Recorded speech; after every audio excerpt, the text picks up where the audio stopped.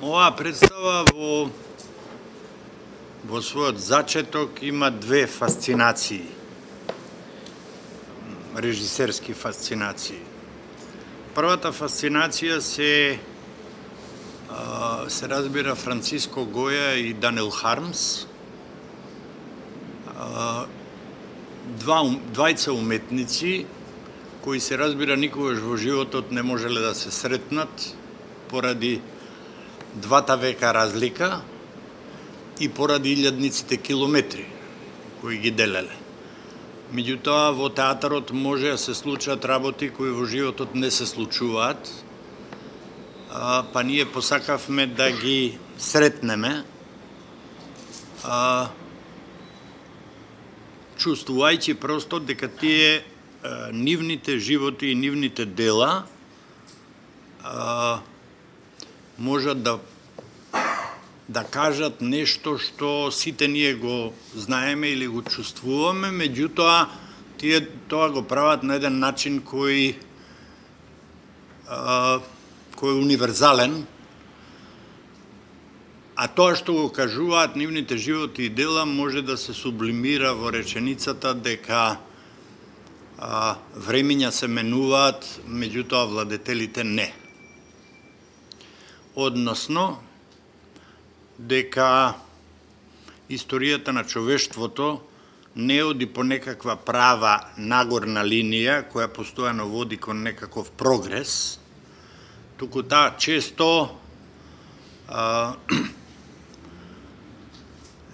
се соочува со тоа дека со неа, со историјата на човештвото, управуваат владетели кои немаат баш многу разбирање за оние кои за нив и за нивното време и владење се изразуваат критички. И двајцата уметници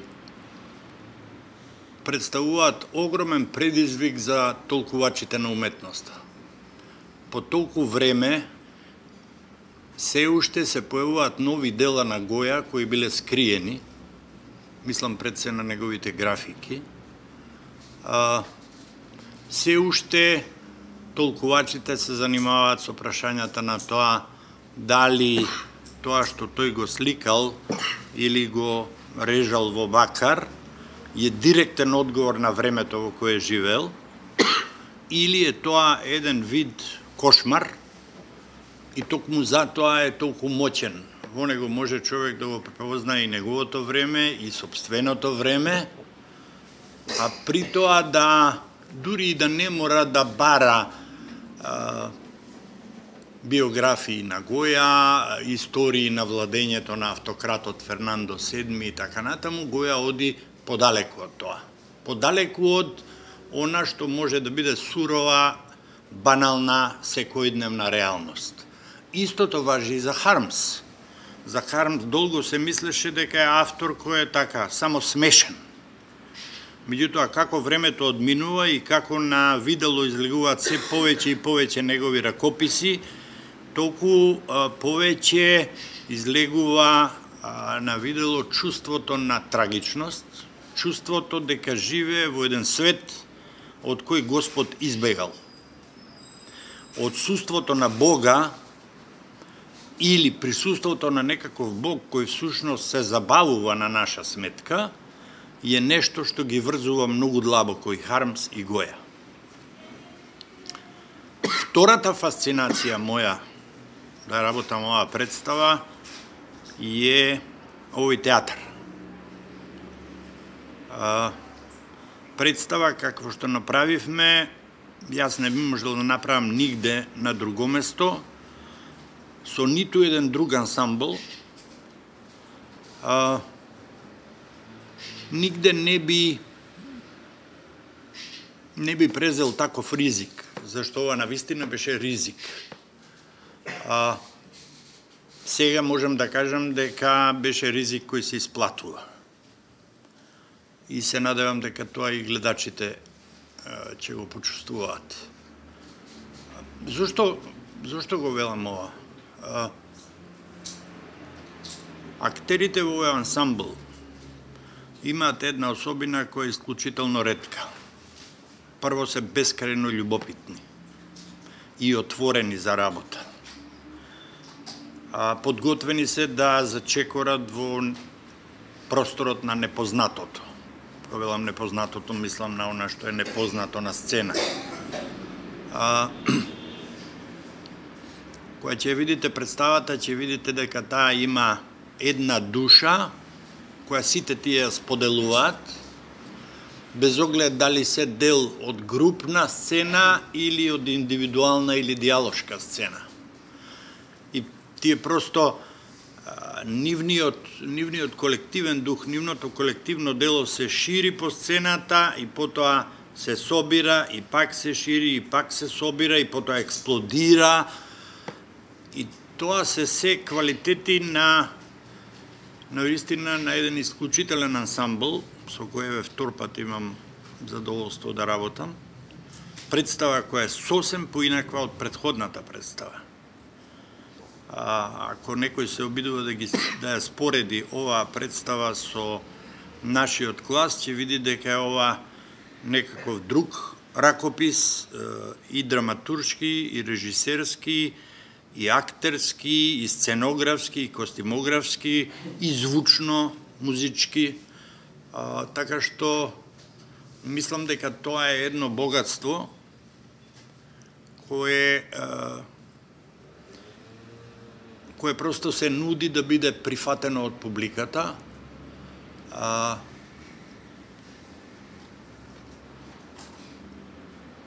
Тоа е нешто што тоа што се случува на сцената се разбира едновременно и забавно, но може би уште повеќе е нешто што го тера гледачот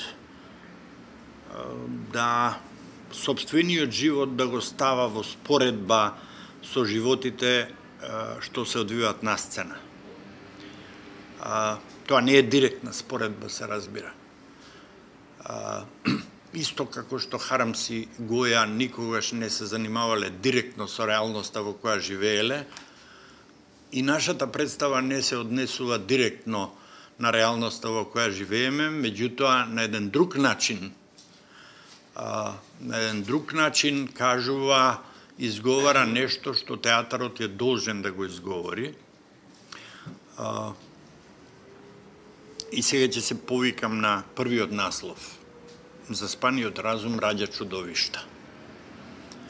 Заспаниот разум раѓа чудовишта, па тука би ставил запирка, луѓе сведени на човечиња и обезличени во човечкото стадо.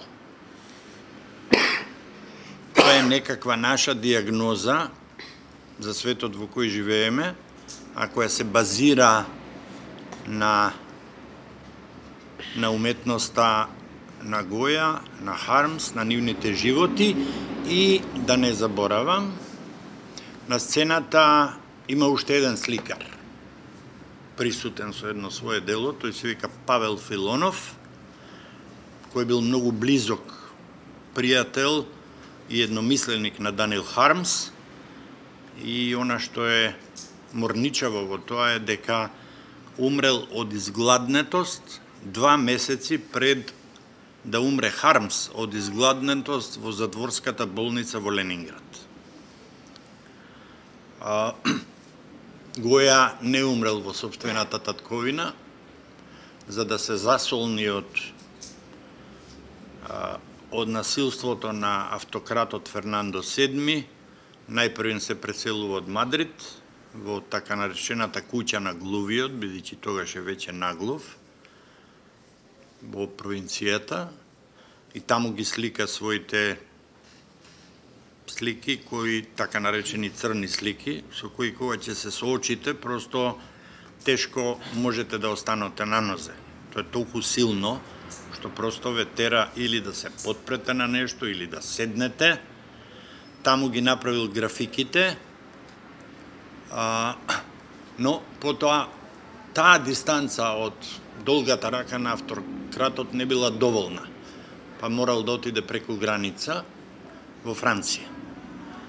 Таа таа среќа Хармс ја немал и во февруари 1942, како што веќе реков, за време на опсадата на Ленинград од страна на Хитлеровите армии, умира од глад во затворската болница. Предходно е осуден, 3 пати е затворен, рехабилитиран е дури 56-та во Советскиот сојуз, дека не бил предавник, дека не бил колаборант на хитлеровците и така натаму и така натаму. Меѓутоа неговите дела не се објавувани во Советскиот сојуз се до втората половина на 80-тите години.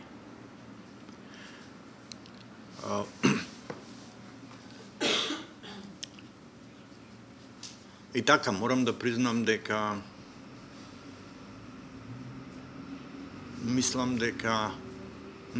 верувам, чувствувам дека представата е представа за нашето време, представа која во основа боли. Во основа боли поради тоа што сме таму кај што сме.